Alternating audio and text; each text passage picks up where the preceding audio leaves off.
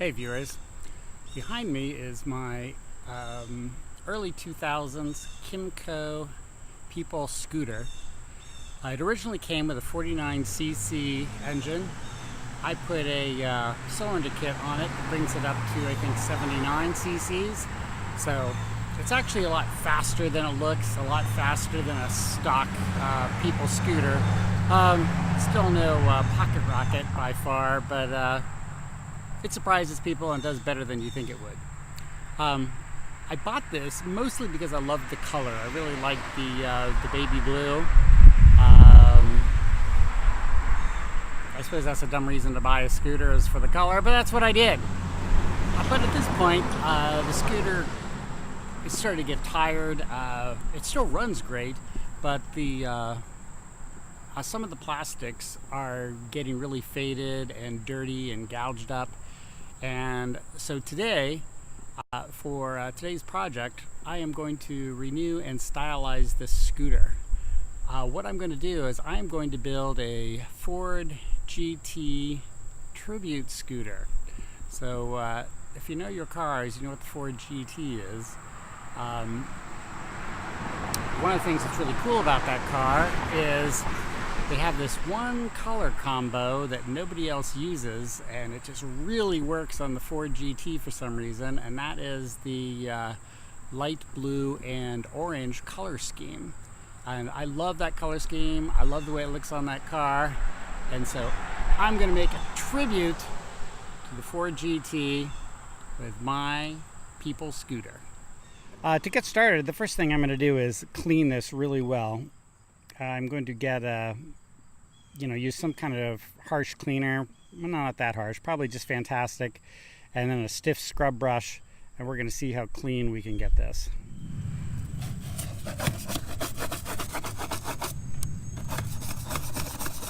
Out. So the next thing I'm going to do is I'm going to remove screws and parts that are easy to take off so that I don't have to mask them when I'm painting. I haven't decided what all is going to come off, but I'm going to start working on that now.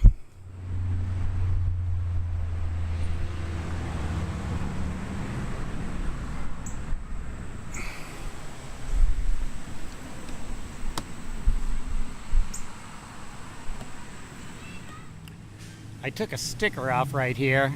This is what the color of the plastic used to be.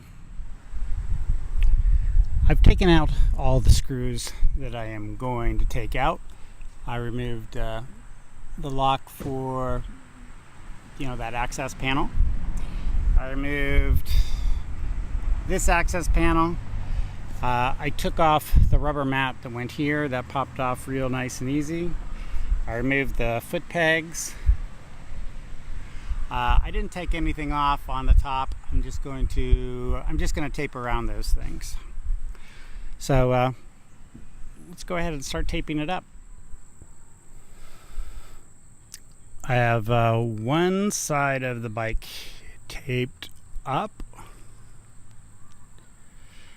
If you've never done a project like this before, you're going to quickly discover that the prep work for the painting ends up taking much more time than the painting. It's also the most important step, so don't skimp on the prep.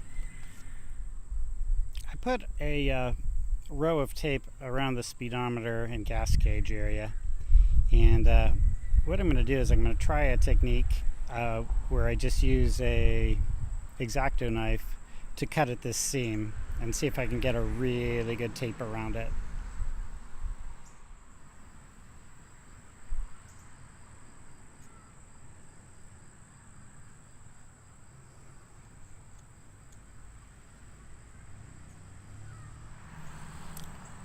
Let's see how that worked.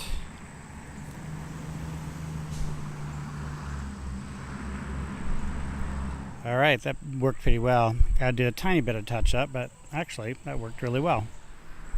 I used the same technique with the razor blade on the indicator lights.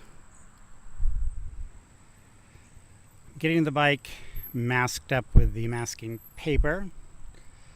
More is better when it comes to masking paper because overspray can get everywhere. You'd be surprised how far paint will drift. I have the bike all taped up and masked up. I went ahead and moved it inside because wind blowing around is never a good idea when you're trying to paint. I like painting outside, but it's really not very practical if you want to get good results. One thing that's funny about today's project is when the day began, I had no plans to redo this bike. But what happened was I was at the auto parts store getting parts for something else, and I noticed this. I noticed this orange, and it reminded me of that GT40 color. So I bought it, and spontaneously we are doing today's project. The instructions say to spray it wet, which is unusual for paint.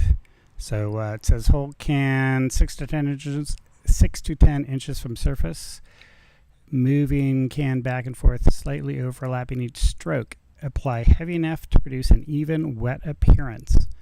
Allow 30 minutes minimum between coats. Apply as many coats as desired.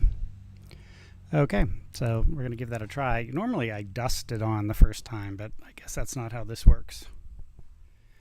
And let me do a test squirt here. Okay, here we go.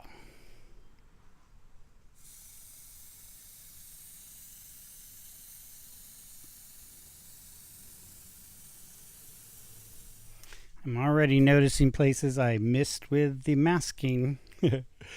This bike is complicated. It's got lots of curves and lines and hidden spots and stuff. I'm going from this direction to make sure I get the stuff on the other side of these lights. Okay, I'm going to turn off the camera and paint for a while. I'm a little concerned about these black spots right there. I might have to do a little sanding. I decided to go ahead and prime the bike because I just felt like those black spots were going to keep coming through, so I put a sealer primer on it.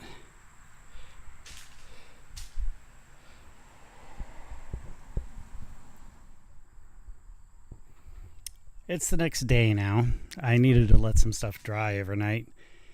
But anyway, I've got the areas primed where the spots were coming through. And I also did, that lower area. Just because I wanted something to work on yesterday because I didn't feel like stopping. You know how you get in that mood sometimes and you have to work on the project.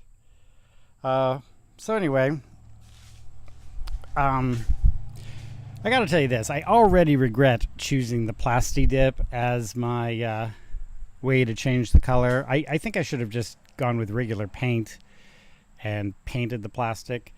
The problem I'm having with the Plasti Dip is it's not very tough. And you can't correct anything. I mean, you can't sand a drip or do anything like that. And it doesn't seem like it's going to be durable. So I'm actually not thrilled with using the Plasti Dip. And in retrospect, if I was doing this project again, I would just use orange paint. But anyway, I'm going to get started doing the rest of this because I'm committed now. And we'll see how the rest of it goes. The Plasti Dip is definitely going on better with the primer. I'm also not putting it on as wet as I did yesterday. I think those directions may have been exaggerating, or either I didn't interpret them correctly. But I'm doing a lighter coat than I did the last time. I have the first coat on. So I'm going to go ahead and let that dry for about a half hour, 45 minutes. and then we'll keep going. Yeah, my new technique was a lot better. I didn't get any drips or anything this time, so I would go for lighter coats than a completely wet coat like the directions say. I'm ready to do the second coat, but this is what things look like right now. I completed the second coat, and this is what things look like now. I can definitely see that everything's starting to get more even. I'm not sure that shows up on the video or not. Hopefully it does. So I'm going to let this dry for half hour, 45 minutes, and then I'm going to put on a third coat. I have got my third coat on now. What I'm going to do is let the bike sit for a second, maybe 5 minutes, and then I'm going to move it, out into the sun to dry. What I'm going to do is I'm going to take this razor blade and I'd cut before I pull off the tape.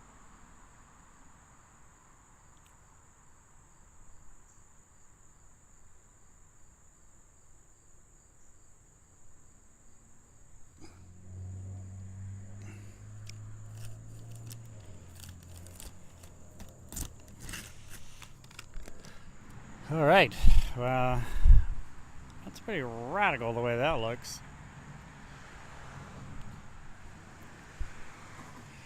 Okay, so that's my first line off. I really love the orange against the blue. Looks really nice. Let me go ahead and strip the rest of it. This is how the lines are looking so far. This is so much better than it looked when I first started. It was really scary this wasn't going to turn out nice, but I'm liking this. It's turning out really nice. You definitely need to use the razor blade to cut. You don't want to pull and ruin any of your lines.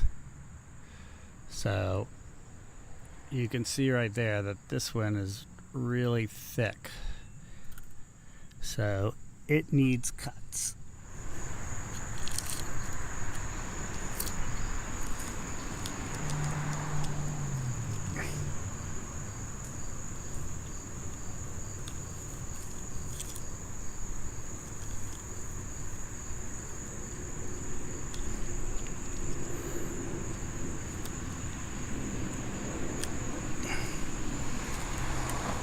Pretty nice. It's looking pretty good.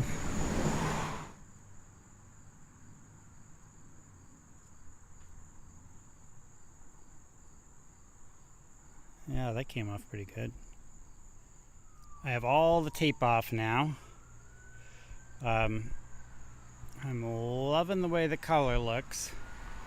I think it's really hilarious how difficult it is to photograph. I mean, the color is just impossibly bright, and it's definitely screwing with the camera, which I think is really funny. And so the next part I want to do is I want to paint this section of bodywork right here, and tape it off at this natural break line, and then this part right here. This little hump on the fender to carry the orange color forward. I don't have tape fine enough to do these curves without kinking up, so I went ahead and cut the shape I wanted out of paper. So that's how I did that. How I got that to stick was I put spray adhesive on the other side of the paper. You let the adhesive dry for a while, and then you tack it down. It should come up easy. I've got it all taped up now. I have all this big billowing paper because I don't want any of the overspray to go back and hit any of the other bodywork. I'm ready to spray.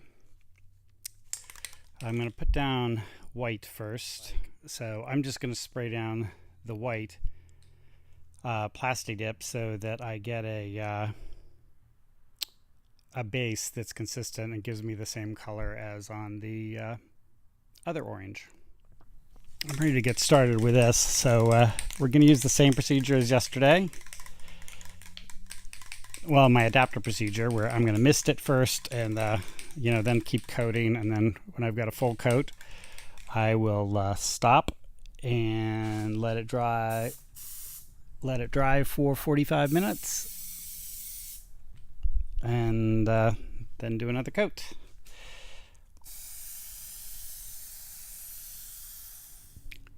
I've got the first coat on. So the first coat always looks uneven. That's why you have to do 3 coats. So I'm going to wait 45 minutes, half hour, and then do a second coat. Here we go. Coat number 2.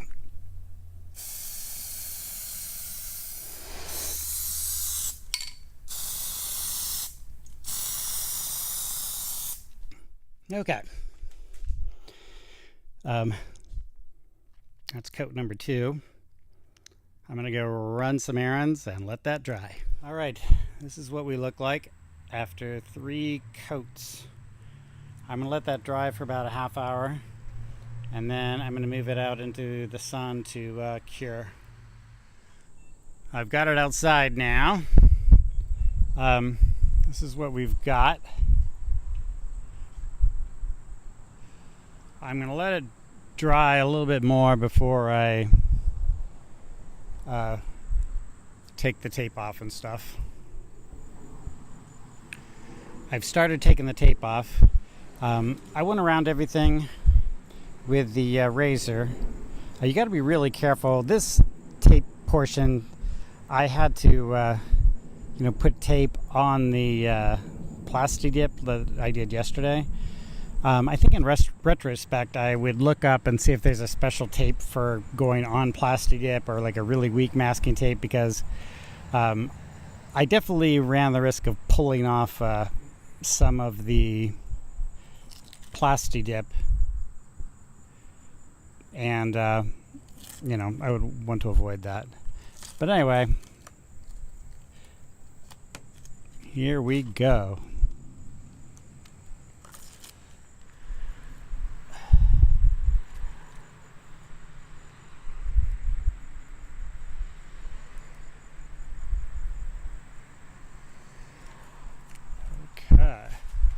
I think all in all, I did a really good job taping this off. I'm going to clean it up some more, and then I'll get some more pictures. Everything's dry, all the paint is solid. I've cleaned up some of the lines with a razor blade, and I've been fixing other things on the bike. What I'm going to do now is I'm going to go ahead and remove these nameplates that say People on them, because the model of this bike is Kymco People. Aside from sounding stupid, I'm going to be wanting to put some race car style things in this location. I'm not exactly sure what, but People has to go. So I'm just going to heat it up a little. The bodywork on this thing is plastic, so I definitely don't want to go too far with it. With the heat, I mean. So I've got a scraper here.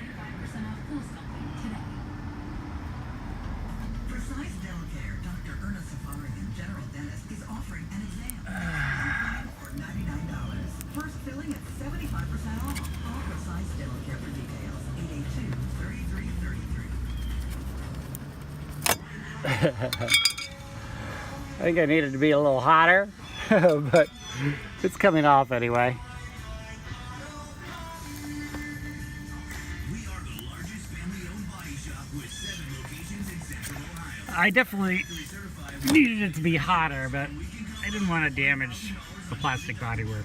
Anyway, it's off, and it's not ruined either.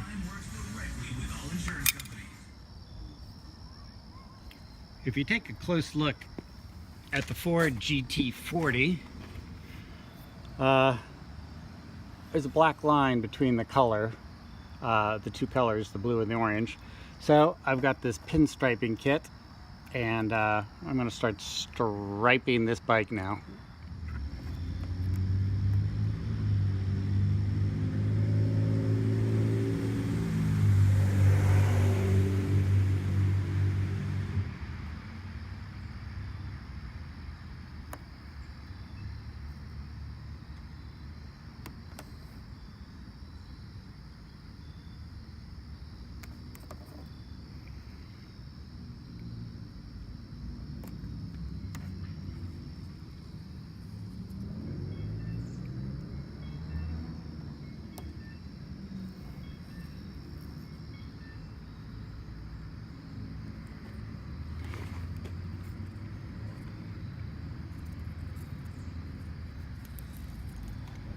I wonder if I'm going to be able to go around this corner.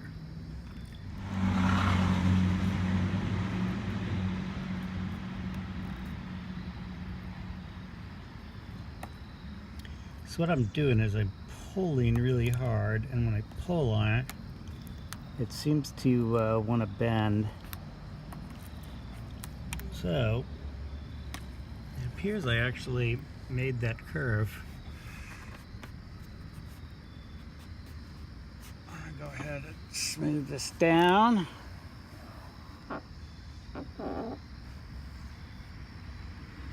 But yeah, I'm getting that stripe. I'm going to go ahead and turn off the camera and keep going. This is how the striping looks so far. I think it's going pretty well. This is what I'm using to do the stripes. It's just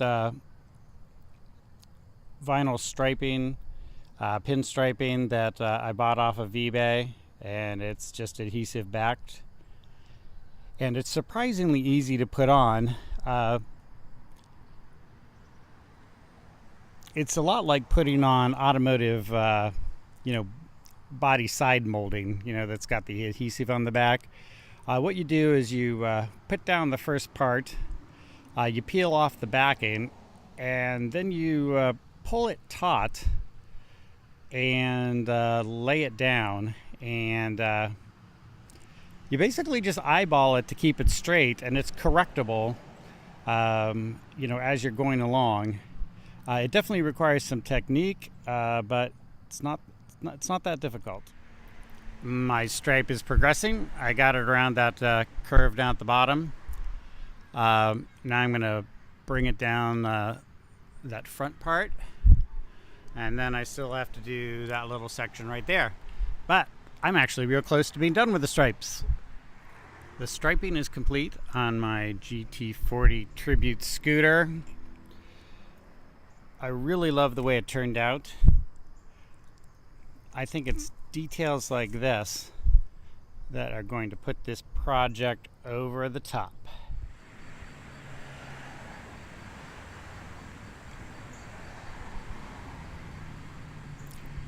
These are the decals I bought.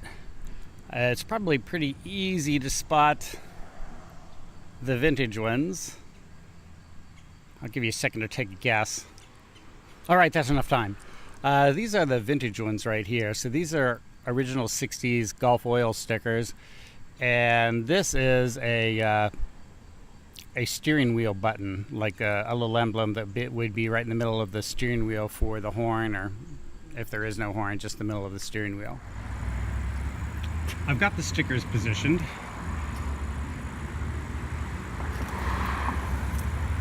I opted to put them on in a uniform way. So the stickers are mirrored on each side of the bike.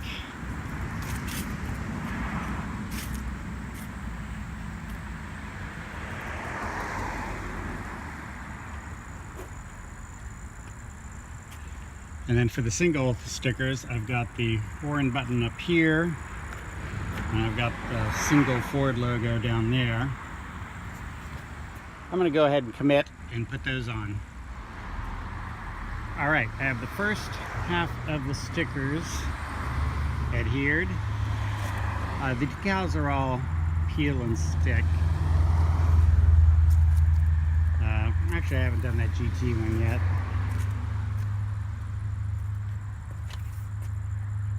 But I'm pretty happy with how this is turning out.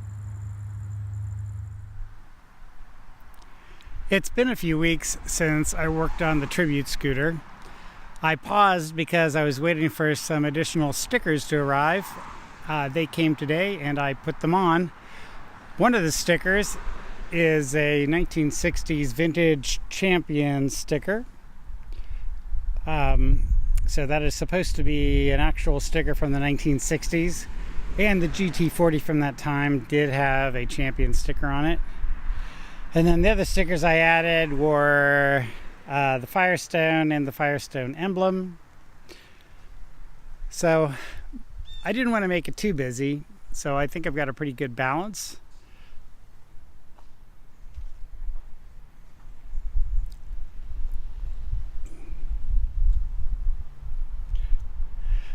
I did keep it a mirror image on each side.